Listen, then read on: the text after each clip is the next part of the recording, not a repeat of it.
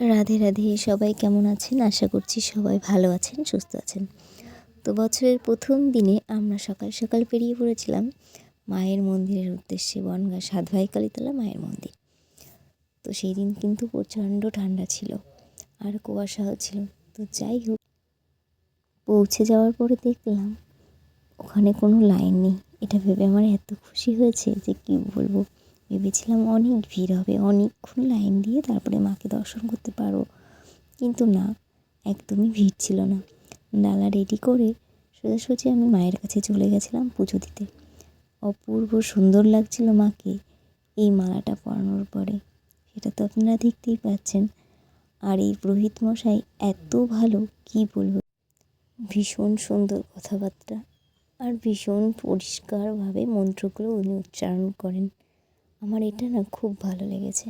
তো যাই হোক, পুজো দেওয়ার পরে এই মন্দির থেকে পুজো দিয়ে বেরিয়ে একটু দূরেই থাকে শ্মশানকালী মায়ের মন্দির। এই ব্রিজটা পার হয়ে নিচে নামলেই মায়ের মন্দির। অসম্ভব সুন্দর লাগছিল মাকে এই শাড়ি ও মালাতে, ভীষণ সুন্দর লাগছিল।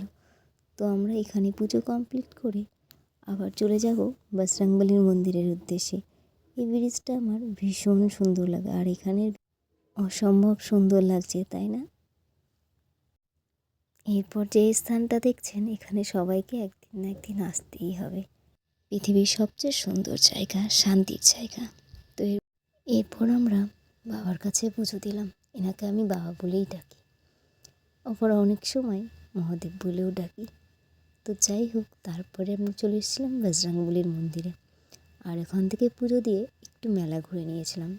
মেলাটা কিন্তু অনেক বড় ছিল আর এখানে অনেক কিছুই পাওয়া যাচ্ছিল। তো আমার এখানে সবথেকে বেশি একটা দোকান ভীষণ সুন্দর লেগেছে, যেটা আপনি ঢুকেই 3 নাম্বার গলিতে থাকবে এই যে দোকানটা। এখান থেকে আমরা একটা সরস্বতীর মূর্তি নিয়েছিলাম। অসম্ভব সুন্দর ছিল মায়ের মূর্তিটা। আর এই যে পিকচারগুলো দেখছেন, এগুলো কিন্তু পুরো মাটির তৈরি। মানে এই দোকানটায় আপনার মনটা ভরে যাবে যদি আপনারা কেউ খেয়াল করে থাকেন, দেখে থাকেন। তো যাই হোক, সবাই ভালো থাকবেন, সুস্থ থাকবেন। রাধে রাধে।